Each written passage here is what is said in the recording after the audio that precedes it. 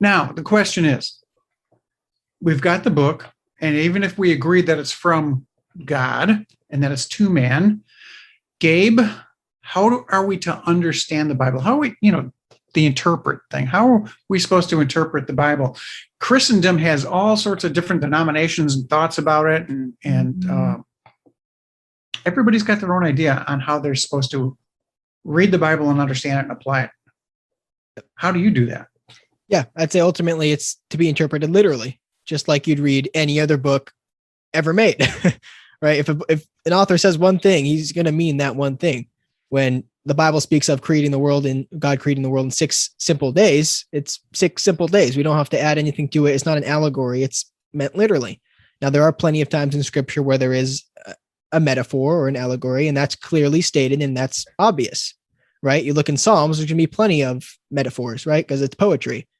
But Matthew, Mark, Luke, and John, Gospels, history, that's going to be pretty straightforward, literal. And it clears up a lot of contradictions, clears up a lot of misinterpretations nowadays when things are understand literally. And so I believe that Bible should be understood literally, and that's the best way to understand the Bible. Okay, Gary, how do you teach the Bible method of understanding or interpreting the scriptures? Yeah. I know we had this in seminary and Bible school. What were you taught, and do you believe that? And how do you interpret scripture? Yeah. Well, there's a 3-step process in it. The first step is observation. You want to know what the text says. Not trying to interpret it yet, but what does it actually read? What are the words? How are the sentences made? Is there a pattern going on? Can you find repeated words that might be important? These are just some of the basic kinds of observations that you want to make before you get into an interpretation stage. Too many people skip the observation stage and go right to interpretation. Just jump into it. And that can't be done. You can't do that. You'll get yourself in trouble, and you'll get these what we call fanciful interpretations that don't fit the text. Or a big crime, I think, in Bible interpretation is when people pull a verse out of its context to try to make it mean what they want it to mean. You've got to deal with texting. Proof texting, exactly. You've got to deal with the context of the passage. And I can tell you, all kinds of errors that happen with that approach. But then you're ready to step into the interpretation phase. And we talk about historical, grammatical interpretation. You have to ask, what does that scripture meant at the time it was written? Not today. And once you've determined how it was written and what it was written for at the time it was written, then you can apply it now to your current situation. Oftentimes people jump right to it, abuse verses as well, because they understand it like right in their day first. It's got to be understood in the historical context that it was written in. It has to be understood in the grammatical context it was written in. And so it's not an easy task, to interpret scripture properly. But there are methods that we go through, that we were taught to take it step by step to try to get it as accurate as possible. In some cases, people don't agree, but in many cases, you'll get it right. It's not a difficult thing to understand. Yep. So if I can sum up a little bit, Gabe focused on the literal interpretation of scripture, and you're focusing on the historical, grammatical, placing it in its proper historical context, whether it's 100 AD or 3000 BC. And we talk about the grammatical. In other words, it was written in Hebrew and Greek and Aramaic. You have to know the language or some of the way the language was used in the time that it was written. Plus, you also have the context of the scriptures. You have to read before and after to understand what that verse is meaning within the context in which it was written. So, okay, we have all of that. But if I can add one, few sure, things, please. I'd say, the observation part is the part that really changed my study of scripture, just because I was taught interpretation, application, right? Those are the two most important things. So we're going to skip observation. And when you actually take the time to observe the passage, read it a few times. And another thing that really changed my study of scripture is the finding if something's repeated multiple times, you should probably focus on that, right? Especially I'm studying Philippians right now. The word salvation or deliverance used multiple times. There's a verse later in chapter 2 where it says, work out your salvation with fear and trembling. That could be easily taken out of context if you don't know, hey, look, earlier in the book, it's used in a sanctification way, not a justification way. And that's the other thing is context, right? Context is something that we need to be teaching everywhere and that we need to be keeping in mind no matter what we're doing, especially with scripture reading, is because if you don't have the context of the book, if you don't have context of the verse you're reading, anything can be taken out of context and be really applied to completely applied incorrectly or interpreted incorrectly. And that's where looking at the context in observation is very important.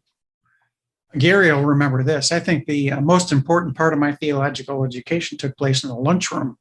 And in the lunchroom at Dallas Seminary, you'll remember it had 3 words emblazoned on the wall. It said observation, interpretation, and application. And you can't ignore any of those steps, I think, what you're saying, to get to the proper understanding of Scripture and how and what it means to me today. But you have to go back to what it meant to the original listeners and then apply that to us. Now, there are many different genres in Scripture. We talk about literal interpretation. What's the most problematic area to interpret literally for Bible exegetes, those who study the Scripture?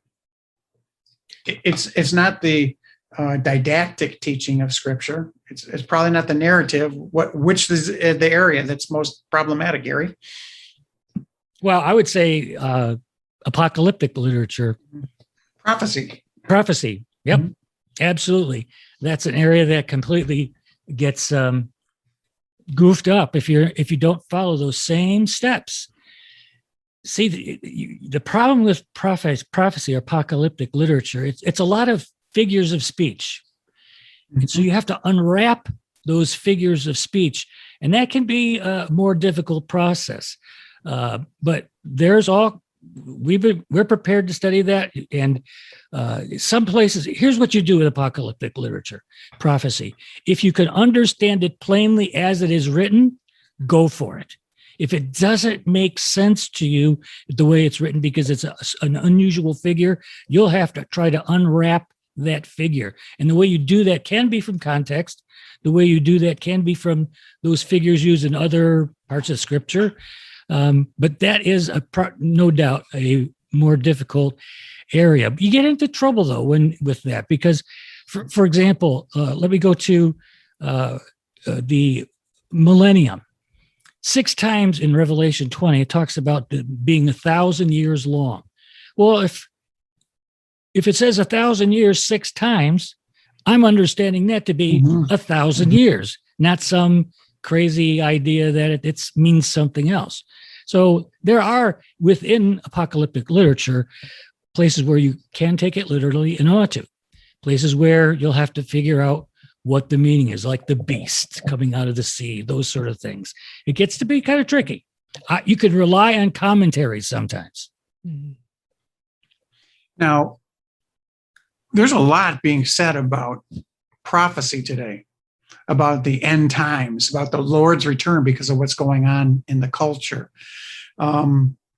Many of those within Christendom understand the 1,000 years allegorically.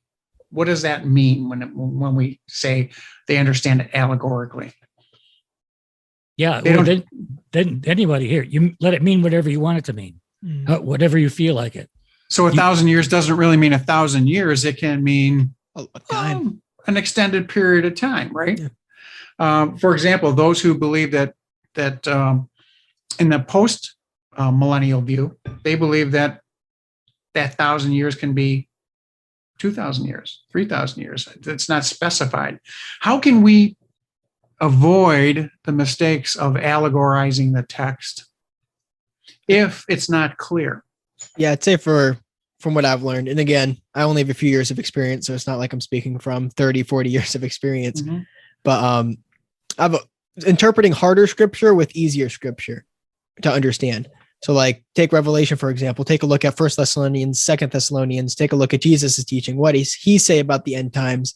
And then use that, which is usually pretty clear because Jesus is speaking literally to a crowd. First and Second Thessalonians is written specifically to the Thessalonians.